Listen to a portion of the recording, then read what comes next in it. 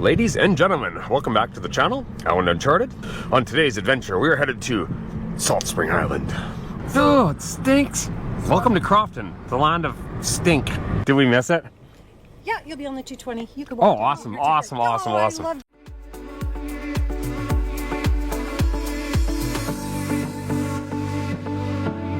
All right, ladies and gentlemen, we're just rolling down here to the Ganges Harbor. It's a pretty popular spot for tourists. The place is absolutely hopping today. People out, the sun's shining. We're gonna go check out the farmer's market here and see what it's all about.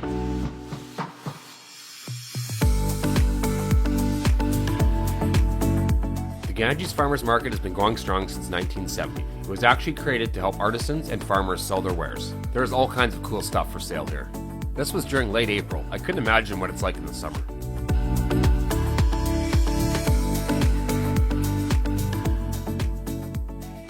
And here we are, just rolling into the campsite, Mohawana Campground.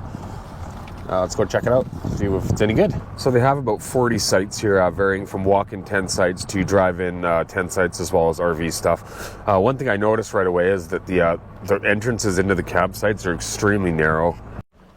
So this here is a home for a couple nights. Interesting campsite, it's very small. Nice little field of bamboo here though. So we've arrived here at Ruckle Provincial Park. This park is one of the oldest family farms in all of British Columbia. It's actually still farmed this day by the Ruckle family. So this is really strange. It's like a provincial park, but it's like someone's house, which I've never seen before. Pretty gnarly old tree here. So one thing I'll say is they have a bunch of day-use picnic type areas here on the ocean. They're actually quite beautiful. I was just reading the sign here. It's actually quite fascinating. So back in 1898, pre-steamship service, the people that lived on the island here actually had to go all the way to Vancouver Island by boat or canoe to get supplies. Then in 1899, the steam service kicked in. And the government actually purchased the wharf here from the Ruckle family for a matter of $400. They rebuilt the wharf in 1910 and also again in 1925. Now to this day, 2025, there's nothing left of it.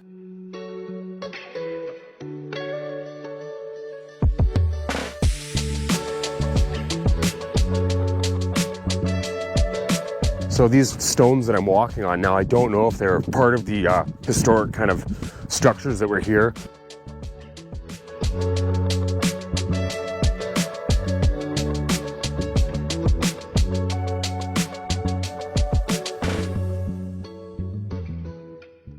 All right, so another big part of Ruckle Park is actually the old historic farm site here. It's been in operation since about 1906 by the Ruckle family. It's very strange in that the family actually lives within the provincial park. I've never seen anything like this before.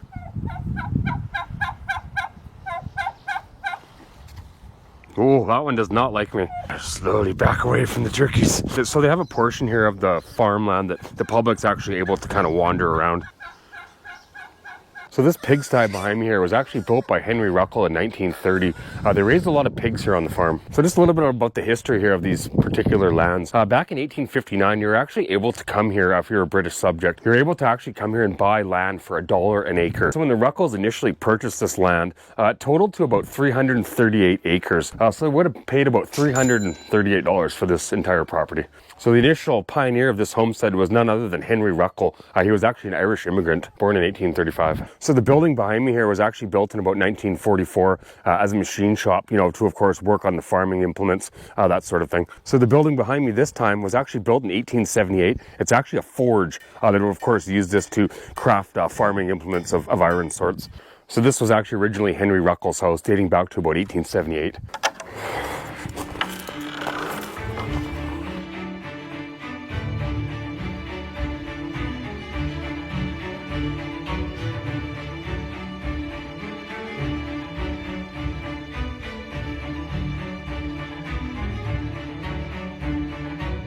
Let's see if old Henry's home.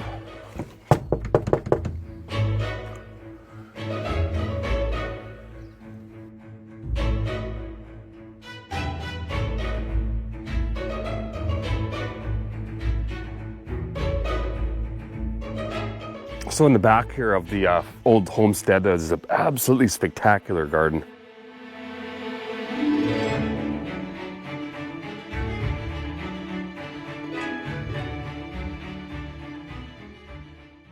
All right, well, there you have it, ladies and gentlemen, Ruckle Park. We're going to move on to the next destination. All right, so there's one thing I really wanted to check out here in Salt Spring Island. It's the Salt Spring Island Cheese Factory. I'm a big fan of cheese. So we're gonna go into here. It's kind of weird. It's like you're driving into someo's house. I feel like we're obligated to buy something now. Things people do for cheese. This is like literally a dream come true for me, visiting the Salt Spring Island Cheese Factory.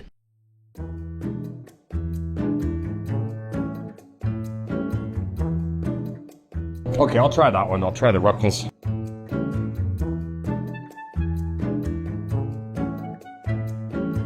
You gotta watch out around here. You try the cheese, then you buy the cheese.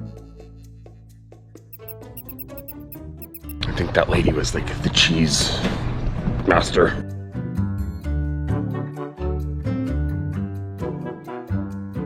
I went with the chili feta and the Ruckles.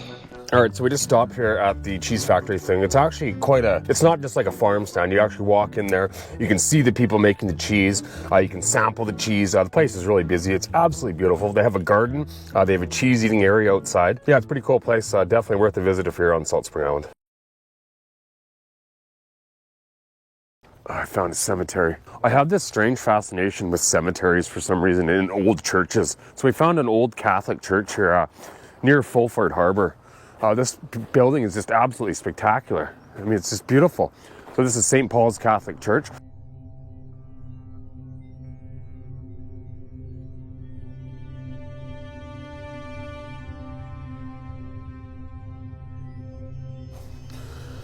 This is sort of rather unusual. It's kind of chained off for some unknown reason. So when I visit these types of places, I'm obviously very respectful. I like to look at these types of places because it makes me feel connected to the land. It makes me feel more connected to the island, just to see some of these people that have probably pioneered some of these settlements here from back in the way back.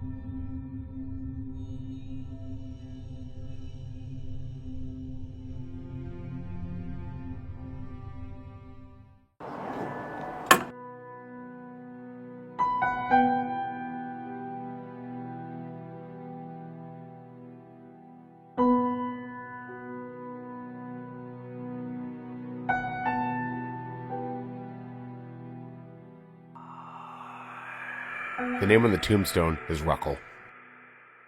All right, I also have a sweet spot for honey. We're gonna pick up a jar of honey here. Support the locals. I like this lid the best. All right, $10 for some local homemade honey. I think it's like a quart jar. I'm not sure if it's an American thing, Canadian, I don't know. $10? Yeah. Let's put it in 1.5. Just kidding. Proud owner of a jar of honey. Something I want to point out here is the fact that this island is literally littered with roadside farm stands. I mean, everything, eggs, duck eggs, quail eggs, honey, you know, whatever you need, you'll find it here on Salt Spring Island. So we're just headed down here to Burgoyne Bay, another highlight of Salt Spring Island. I'm not sure what to expect.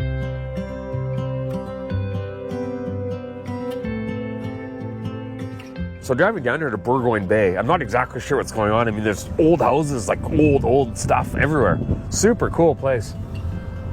Like literally the whole road down to here is old abandoned houses.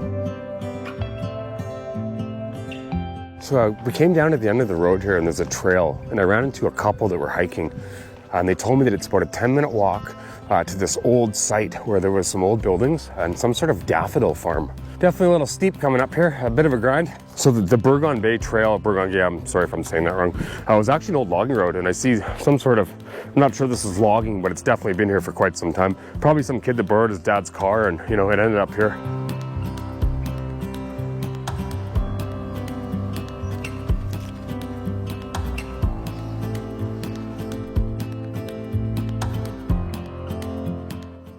There are a lot of oak trees here, Gary oak to be specific.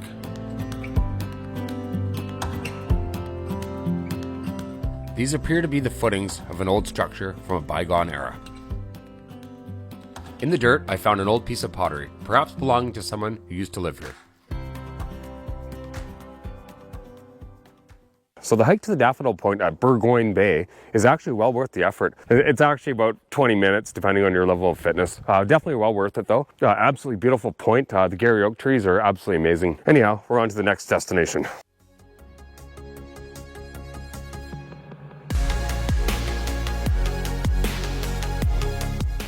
On the way back, we spotted an old building. We had to explore it.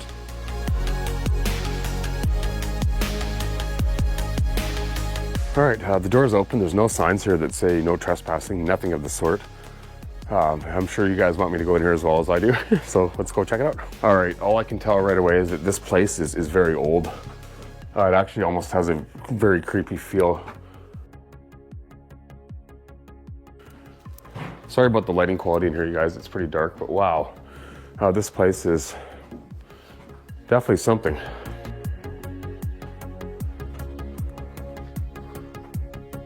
Just keep in mind, people, that these places can be dangerous. Do so at your own risk.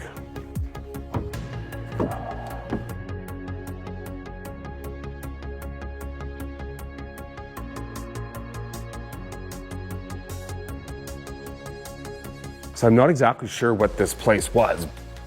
I also have some sort of strange obsession with collecting wizarding sticks, as I call them, because I like to do wizard stuff. See, look right now, I'm doing wizard things, trying to not die in the old creepy second floor of some weird building in Burgoyne Bay. After examining these two chutes, I realized this was some sort of feeding device, perhaps for a stable or some sort of farm animal.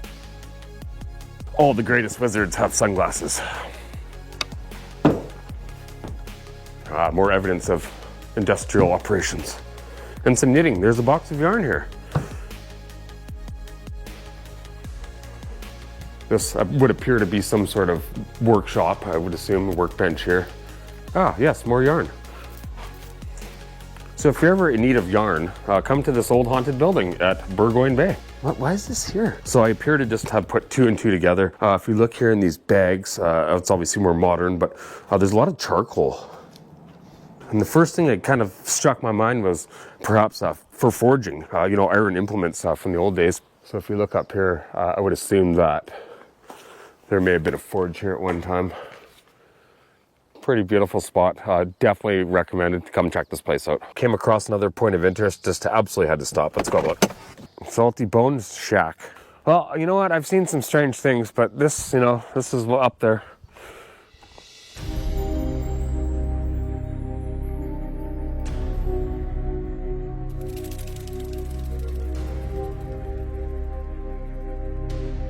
All right, so I've stopped here at the Salty Bones Shack of hot sauces. There's some sort of trail here, it says, to the witch's cabin. All right, well, there goes nothing. If you guys don't see this video, it means I've probably been put into a cauldron from the witch. The ancient inscription says, subscribe to the channel. The further I get down here, the more sort of creeped out I'm getting.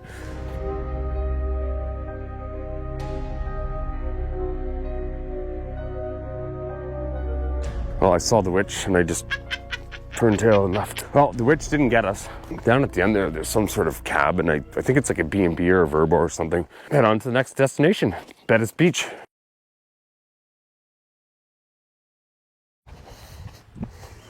It is a white sand beach. Sort of. I find it quite strange how you can be in one spot, spend the entire time on an island, and then all of a sudden find something like this. It just seems so different. All right.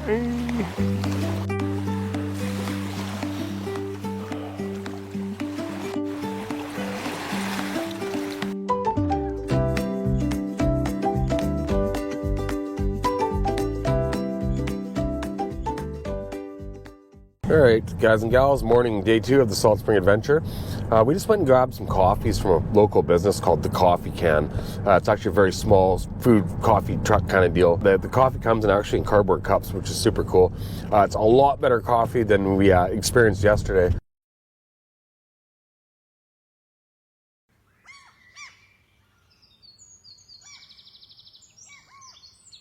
So if you've ever been to Salt Spring Island, I'm sure you've heard of Mount Maxwell. Probably the best view on Salt Spring Island. We're going to head up there, but we're in an SUV that doesn't really have high clearance or four-wheel drive. A lot of the locals we talked to said, oh, the road's terrible. There's potholes, you won't make it. You need four-wheel drive. We drove up here absolutely without a hitch, no problem. So for anyone thinking to visit this park, it's definitely doable. I'm not recommending it, but it's definitely 100% doable. For those of you that enjoy hiking, you can actually hike all the way from the bottom to the top of this mountain. I think it's about a 4-hour hike. I'm not exactly sure. It's probably quite difficult. We chose to drive instead, and oh wow, what a view. What a view. Oh.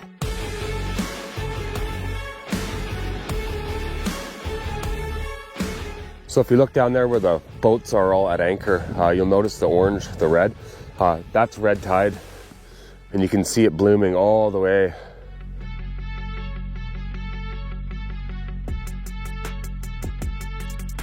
So I mean, honestly, this view behind me right now is just absolutely spectacular. I mean, if you're on Salt Spring Island, I highly recommend coming up here. It's not a very long drive. I think it took us from the very bottom, maybe half an hour at best, driving slow. We didn't know if we were gonna make it up here. We definitely did, and damn.